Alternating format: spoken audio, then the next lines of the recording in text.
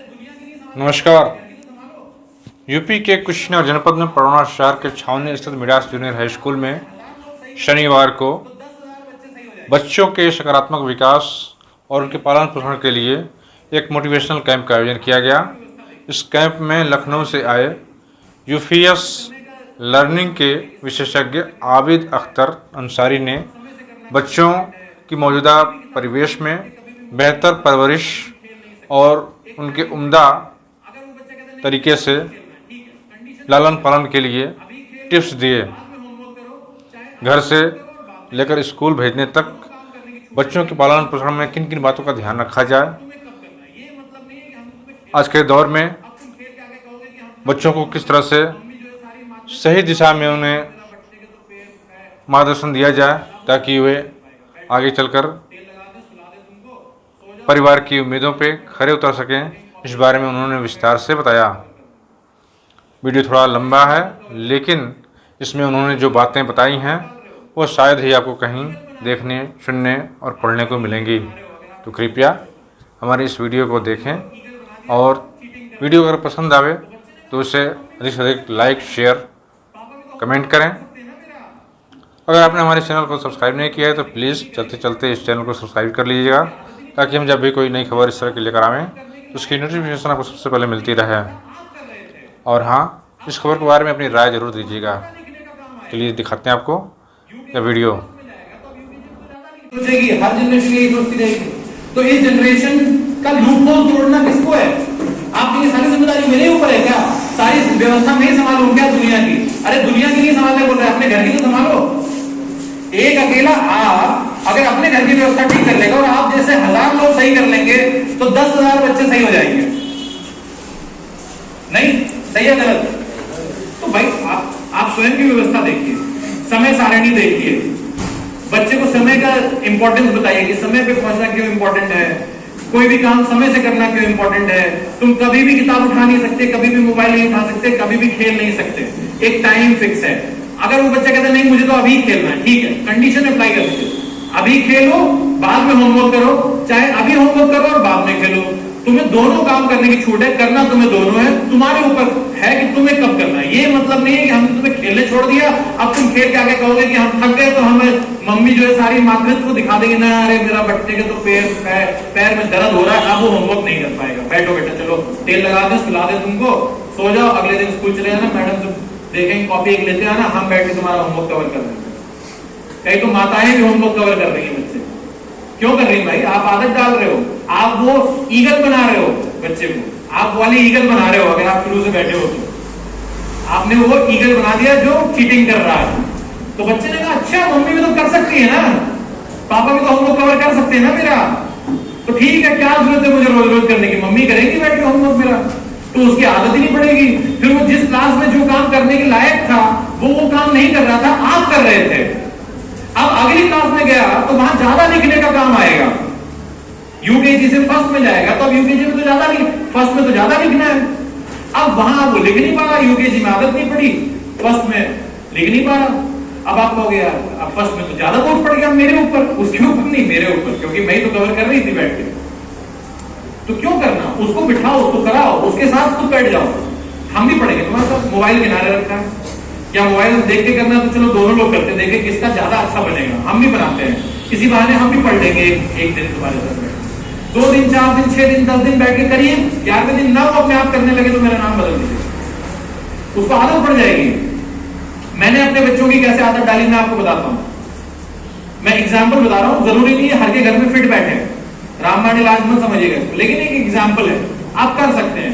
जैसे बीइंग मुस्लिम, अब सिर्फ मुझे पढ़ाई स्कूल की नहीं करानी है ना, मैं हर एक धर्म के लोगों से बोलता हूँ अपना धर्म भी सिखाइए बच्चे को, स्टेबल करिए उसे अपने धर्म के ऊपर। चाहे आप मुस्लिम है तो मुस्लिम कल्चर सिखाइए, हिंदू है तो हिंदू कल्चर सिखाइए, सिख है तो सिखिज्म सिखाइए, ईसाई है तो ईसाई धर्म सिखाइए, लेकिन उसके साथ में ये सिखाइए कि दूसरे के धर्म की भी उतनी इज्जत करे। मेरे फादर ने मुझे ऐसे सिखाया, क्योंकि मैं आर्मी बैकग्राउंड से हूँ, एयरफोर्स में थे मेरे फादर, डिफेंस बैकग्राउंड में। तो हम आर्मी हॉस्पिटल में पैदा हुए, वहां एक साथ 50 पालने रखे थे, 50 बच्चे पड़े हुए थे वहां पे, और नर्स ने हमारे अंगूठे पे टैग लगाया हुआ था। ये हमारे फादर ने हमें बताया। तो बोले जब तुम पैदा हुए ना, तो नर्स ने मुझे दिखाया नहीं तुम्हें, वो तो सीधे ले जाके पालने में डाल दिया टैग लगा के कि बेड नंबर ये का बच्चा ये है, ठीक है। अब वो हमको लेके आए, फादर ने बोला हमारा बच्चा हमको लाके दिखाओ जरा, तो वो एक बच्चा उठा के लाई पालने से और हमें दे दिया। तो हम तो तुम्हें अपना बच्चा मान के चल रहे हैं, खुदा ना खास्ता पालना बदल जाए गलती से, बदल गया होता तो तुम कहीं और होते और वो बच्चा मेरे पास होता। तो मैं अपने घर में बचपन से क्या कल्चर सिखा रहा होता उसे, जो तुमने सीखा, और तुम वहां जाके क्या सीख रहे होते, जो वो सीखता। तो इज्जत करो दूसरे की। इसलिए सिखाने के तरीके मैं बता रहा हूं। अब आप नेक्स्ट स्टेप पे सुनिए, सिखाने के तरीके। जब मुझे अपने कल्चर के बारे में बच्चे को सिखाना था, बच्चा इंटरेस्टेड नहीं है, ठीक है, या उसको स्कूल की चीजों का भार इतना ज्यादा पड़ा हुआ है कि वो दूसरी चीजें सीखने का आदी नहीं हो रहा। जैसे आप कई बार कहोगे बच्चा पैर नहीं छू रहा आज की डेट में, है ना, बड़े आ रहे हैं, आपके यहाँ हिंदू कल्चर में तो यही है, बच्चा पैर छुए कम से कम। तो हमारी यंग जनरेशन ही नहीं छू रही। जैसे आप बड़े बुजुर्ग हैं, एक मिनट दोबारा बता रहा हूँ आपको, दोबारा आपको सब्जेक्ट बना रहा हूँ। ये हमारे बुजुर्ग साहब हैं, जैसे ये बुजुर्ग खड़े। अब आज की यंग जनरेशन क्या है ना, कहां तक पैर छूती है, यही पैर कहां छुए जाते हैं, घुटने थोड़े छुए जाते हैं, कहां छुए जाते हैं। मुस्लिम कल्चर में तो है नहीं झुकना किसी के आगे, लेकिन हाँ आपके कल्चर में तो है ना, कहां तक जाना होता है, नहीं मैं बता रहा हूं, ये टोस तक जाना होता है, टोस छूने होते हैं, अंगूठे छुइए वहां तक। अब यंग जनरेशन जो आज के पेरेंट्स हैं वही नहीं छू रहे अपने माँ बाप के या बड़े बुजुर्गों के, चाचा ताऊ के, कोई दादा मिल गए होंगे कहीं बाजार में, तो सेल्फ बिजनेस है, तो लगता है कि सिंगर बनती तो वो हो जाता, उससे ज्यादा कर सकते थे। वो पैशन है मेरा, उसको मरने तो नहीं दिया, अभी भी कहीं ना कहीं करते होंगे, लेकिन जो वक्त हालात के साथ मुझे वो प्लेटफॉर्म नहीं मिला, कई बार वो प्लेटफॉर्म नहीं मिलता, तो हम कुछ और कर रहे होते हैं। एक प्लान भी रखना बहुत जरूरी है अपने बच्चों के लिए, है ना। तो हमें ये भी देखना है कि मेरी आशाएं जो है, मुझे जो बनाना है वो बनाने के लिए बैकअप है मेरे पास कि नहीं है। मानिए हम जिंदगी भर बच्चे के दिमाग में डालते रहे तुझे डॉक्टर बनना है, डॉक्टर बनना है, डॉक्टर बनना है, उसका बायो में इंटरेस्ट ही नहीं है, बायोलॉजी पढ़ने में, क्या अच्छा डॉक्टर बन जाएगा? वो खून अपना ही हाथ कटा हुआ कभी गलती से देख के बेहोश हो जाता है, वो डॉक्टर बन पाएगा?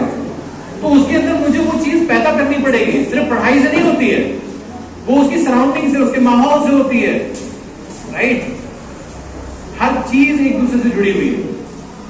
तो हमारा कहने का मकसद यही है कि आप जब भी अपने बच्चों के साथ डीलिंग करें, जब भी अपने बच्चों के साथ बात करें, चलिए गेम खेलेंगे, बहुत देर से बात हो रही है, एक गेम खेलते हैं, ठीक है। दोनों हाथ, मैं अभी इस समय माइक छोड़ रहा हूं, थोड़ा जोर से बोलूंगा, आवाज आ नहीं सकता आता है, ये पता नहीं कौन कौन सी भाषा पक रहा होता है, कौन सी भाषा में गाली दे रहा होता है, ये कर रहा होता है। और उस काउंसलिंग के जस्ट अगले साल कोविड आ गया, 2 साल कोविड चला, ठीक है। 2 साल कोविड चलने के बाद तीसरे साल मैं फिर उसी स्कूल में गया और प्री प्राइमरी के बच्चों की काउंसलिंग थी, पेरेंट्स की। वो पेरेंट्स भी वही शिकायत कर रहे हैं, अरे सर बच्चा बड़ा अभद्र भाषा सीख रहा है। मैंने कहा आपके बच्चे कौन सी क्लास में है? बोला सर नर्सरी, एलकेजी, यूकेजी। मैंने कहा पिछले 2 साल से तो कोविड है, बच्चा तो घर से पढ़ रहा है, स्कूल तो आया नहीं, तो कहां से सीखा? आप बताइए कहां से सीखा?